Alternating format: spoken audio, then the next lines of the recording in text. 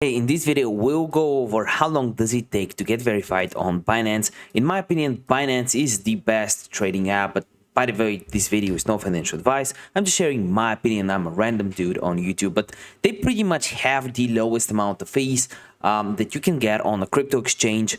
And the cool thing about Binance compared to other platforms is they have a 0.1% spot, even better than Kraken, 1.8% for card deposits. That's not too good, but it's not bad as well.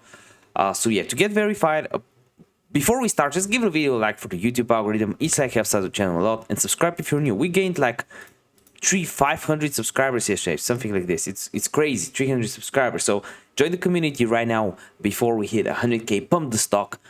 So yeah, to get verified on Binance, you gotta submit a few things. You need identity verification. Click verify. Right there, you want to go down. After that, you want to click on start with the nationality. You gotta enter in your first name, middle name, last name, postcode, all that jazz, and then you have to upload the front and the back page of your ID, and it should take around an hour. That's what it took for me.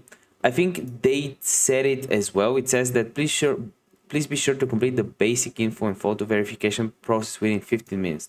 Not refreshed. Okay, yeah.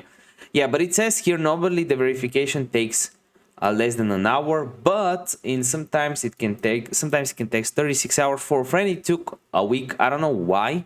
But yeah, if the video helped you out, give me a like. If you're new to Binance, you can sign up with the link in the description down below. See you in the next video. Bye.